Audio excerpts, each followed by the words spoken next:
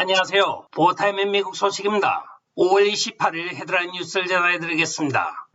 보타임에 오늘의 첫 번째 소식을 전해드리겠습니다. 2024년 도널드 트럼프 대통령이 출마를 할 경우에 러닝메이트인 부통령으로는 지금 뉴욕주 하원 의원으로 재직하고 있는 앨리스 스테파닉을 가장 유력한 후보자로 공화당에선 꼽고 있습니다. 한편 106명의 지지를 받았던 후보자들 중에 100명이 경선에서 후보로 확정이 되었고 6명만 패배한 것으로 드러나고 있습니다. 그동안 도널드 트럼프 대통령 지지에 항상 부정적인 입장을 취하고 딥스테이트 하수인으로 전락하였던 조지아에서만 2명이 실패한 것으로 드러나고 있습니다. 한편 여기에 힘을 얻어 전 부통령이었던 마이크 펜스가 2024년도에 대통령 후보 경선에 도전할 것이라고 발표를 하고 있으나 도널드 트럼프 대통령은 그가 나오든 말든 상관하지 않겠다는 입장을 취하고 있습니다. 상대할 가치가 없다는 것이겠죠.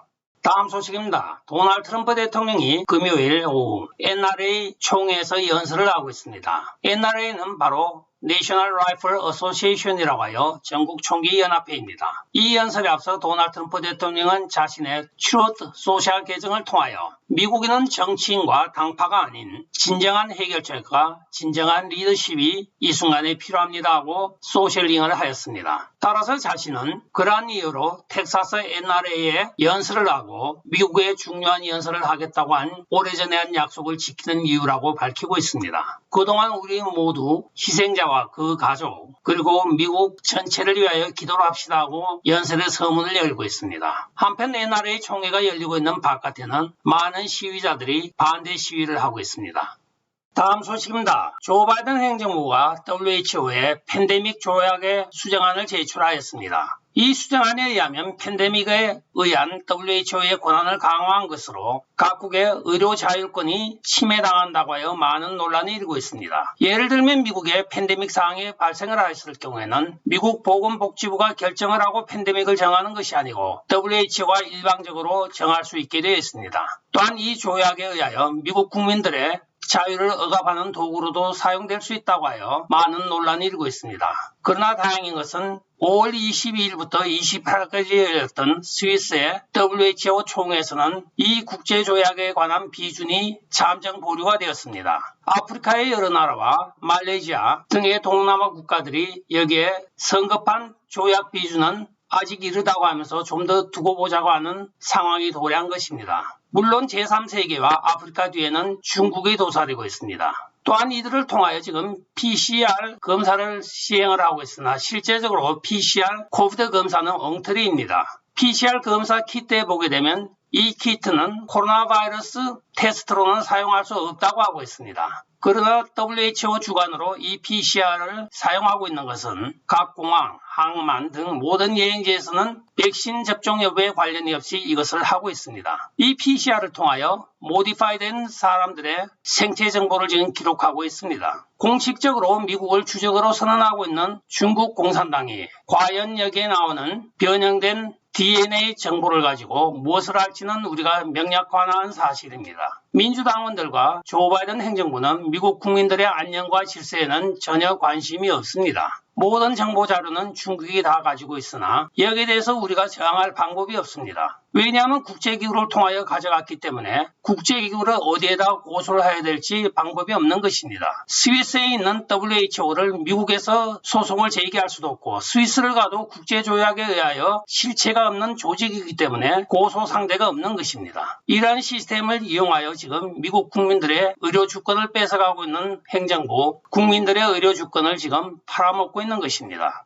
다음 소식입니다. 텍사스주 우발드의 18세 라티노 소년에 의한 총기 사고가 있었습니다. 이에 대한 백악관의 논평이 오늘 나왔는데 조 바이든 행정부는 앞으로는 18세 미만의 소년들에게는 총기 판매를 금지하겠다고 발표를 하고 있습니다. 약 3억 정의 총기가 돌아다니는 미국, 또한 쉽게 거리에서 구할 수 있는 불법 총기까지 하면 숫자를 헤아릴 수가 없는 상황에서 총기의 나이를 규제한다고 효과가 있을지 의문이기도 합니다.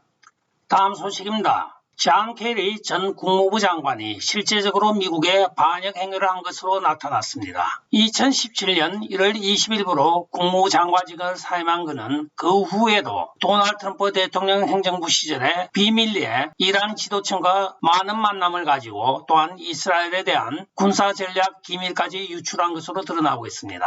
도널드 트럼프 대통령과 그때 당시 마이크 폼페오 국무부 장관은 이 존 케리의 반역적인 행위에 대하여 DOJ의 조사를 촉구했으나 DOJ가 이를 거부한 것으로 나타나 DOJ의 타락한 실상을 더욱더 보여주고 있습니다. 현직 대통령에 반하는 스탠스를 취하는 것까지는 좋으나 개별적으로 악의 축이라고 규정된 적국의 고위직들과 만나서 동맹국의 군사기밀을 유출하고 또한 핵 합의에 대하여 개인적인 일을 계속 추진하였던 것으로 드러나고 있습니다. 이것은 분명히 반역 행위에 속하고 있으나 미국 국무부나 또는 DOJ는 아무런 조치를 취하지 않았다고 합니다. 미국 시민정의연합회에서 오늘 발표된 바에 따르면 이 사람이 왜 조사를 받지 않는지 아무도 모른다고 하고 있습니다. 앞으로 어떤 진실이 드러날지 저희들이 눈 부릅뜨고 지켜봐야 되겠습니다.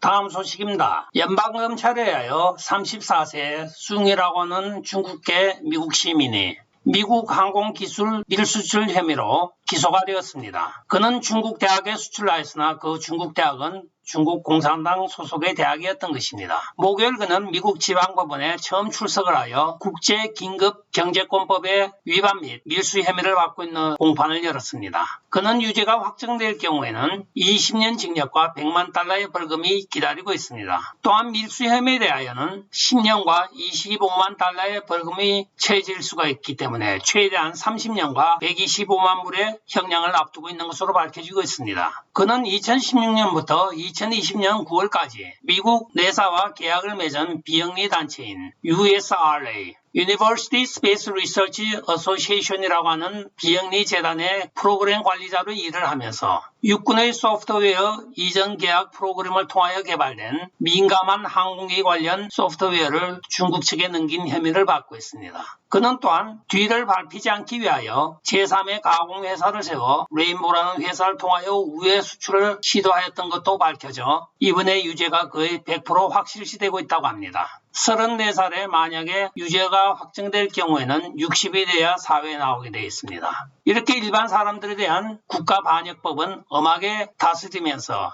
반역 행위를 한 존 케리 같은 사람은 지금 자가용 비행기를 타고 신나게 지구를 누비고 있습니다. 이것도 일종의 백인 우월주의와 소수민족 차별주의가 아닌가 하고 한 번은 생각해 보게 되는 사건이기도 합니다. 아니면 말고요. 다음 소식입니다. 앤드류 줄리아니가 지금 공화당 내에서 뉴욕주 주지사 경선에서 가장 선두를 달리고 있는 것으로 나타나고 있습니다. 아버지는 뉴욕 시장을 지냈지만 본인은 뉴욕주의 주지사를 지내게 생겼습니다. 현재 공화당 내에서 28%의 지지를 얻어 23%의 제일 내 오차 범위를 약간 벗어나는 범위에서 리드를 하고 있는 것으로 나타나고 있습니다. 따라서 공화당 후보가 확정이 되면 민주당 대표와 결과적으로 뉴욕 주지사 자리를 놓고 한판 붙게 되어 있습니다. 한편 민주당에서는 지금 호철 주지사가 출마하는 것으로 알려지고 있습니다. 다음 소식입니다. 미국의 지금 인플레이션 레이트가 매달 약 8%를 상회하고 있는 가운데 오늘 밝혀진 바에 따르면 지난 5년 동안의 천연가스 가격은 더욱더 인상된 것으로 나타나고 있습니다. 도널드 트럼프 대통령 때는 거의 가격 변동이 없이 마이너스 25%까지 내려간 적도 있습니다. 그러나 조 바이든 행정부가 들어선 이후에 이것이 치솟기 시작하여 오늘 드디어 245%까지 인상된 것으로 나타나고 있습니다. 도널드 트럼프 대통령 때 최저점인 마이너스 25%까지 더한다고 하면 약 270%가 상승한 것으로 3배 가까운 천연가스 가격이 인상된 것으로 나타나고 있습니다. 일반적으로 휘발유 가스값은 지금 LA 코리아타운 부근에는 7불이 넘어가고 있습니다. 내일 모레인 5월 30일은 국경일입니다. 메모리얼 데이라고 하여 여름이 시작되는 시기이고 또 모든 풀장들이 메모리얼 데이를 기점으로 풀장이 개장들을 합니다. 오늘 연방교통국에 따르면 약 1200만 명이 여행을 갈 것으로 지금 밝혀지고 있으나 대부분의 사람들은 1년 전에 비하여 3배 가까이 오른 휘발유 값을 감당하지 못하여 여행을 취소하는 것으로 나타나고 있습니다. 다음 소식입니다. 조 바이든 행정부가 국경장벽 건설을 위한 자재들을 경비한다는 목적으로 매일 300만 불씩 지금 계약자들에게 지급하고 있는 것으로 나타나 논란이 일고 있습니다. 자니 어니스트 아이오와주 상원의원의 법사위원회에서 발표에 따르면 미국 납세자들이 이미 지불하고 구매한 많은 국경장벽 건설 장비들이 지금 조 바이든의 국경장벽 건설 중단으로 인하여 내쳐져 있다고 합니다. 그러나 이런 철거능이나 또한 HBM이 돈이 되기 때문에 수많은 절도범들을 방지하기 위하여 이것을 경비를 하고 있는데 그 경비업체에 지급되는 돈이 매일 300만 불에 이르고 있다고 합니다. 이 자재들을 팔아도 되는데 왜 이것을 끝까지 고집을 하면서 지키고 있는지 모르겠다고 이야기를 하고 있습니다. 연방정부가 이것을 하지 않으면 각 지방정부들이 지금 나서서 하고 있는 데다가 이 자재를 팔고 그 대금을 받아야지 이것을 지킨다고 하면서 거꾸로 300만 불씩 쓰고 있는 그 의도가 무엇이냐 하고 있는 것입니다. 이에 따라서 이들 경비 비용으로 연간 약 1,450억 달러 가까운 돈이 줄줄이 새고 있다고 전하고 있습니다. 오늘의 마지막 소식입니다. NOE의 기자인 데니엘 호로위츠는 텍사스 우발디 총기 난사 사건에 대하여 다음과 같이 분석을 하고 있습니다. 대부분의 사람들은 가정이 가난하고 소외된 지역의 사람들이 총기 사건을 일으킨다고 하지만 그건 그렇지 않습니다. 첫째, 총기 사건이 나타나면 민주당은 총기 규제를 외치고 있고 또한 보수 성향의 사람들은 좌표를 잘못 꽂으며 음모론으로 몰고 가기 시작을 하고 있습니다. 그러나 이번 총기 사건을 들여다보면 이 모든 것이 그렇지가 않습니다. 이 18살 먹은 청소년은 에어텍 XPS라고는 광학장치를 라이플에 달았으며 데니엘 디펜스 V7을 달았습니다. 이것은 완전 전문 저격용 장비입니다. 또한 AR-15는 지금 시가로 2,000불이 가는데 이 광학 장비와 함께 2,600불이 드는데 과연 이 청소년이 가난하고 소외되었다고 하는 것은 매스컴의 말장난에 불과하다고 이야기를 하고 있습니다. 이 소년은 18세이니 벌써 데니스에서 파트타임으로 햄버거 패티를 굽고 있는 잡을 가지고 있었다고 합니다. 따라서 민주당이 주장하는 것이나 또한 공화당이 주장하는 것이나 많은 언론이 주장하는 것은 전부 허구에 불과하다고 이야기를 하고 있습니다. 개인의 심성과 캐릭터에 따른 것이지 환경과 주변에 따라서 이런 범행이 일어나지 않는다고 정확한 분석을 내놓고 있습니다. 대부분의 미국의 정상적인 사람들은 AR 소총을 사기도 힘에 겹다고 합니다. 2,000불이나 되는 돈을 주고 집안에 경호용 자동 소총을 가지는 사람은 없다는 것이죠. 또한 광학기구를 부착하는데 600불이 들었다고 하는데 이러한 경우에는 관할 FBI에서 사전에 탐지가 가능하였을 것이라고 이야기를 하고 있습니다. 따라서 연방정부에 자기들 의무를 게을리한 결과가 이런 불상사를 낳았다고 분석을 하고 있습니다. 끝까지 시청해 주셔서 감사합니다. 좋아요, 구독, 알림, 그리고 공유 부탁드리고 댓글 많이 부탁드리겠습니다. 안녕히 계십시오. 바이.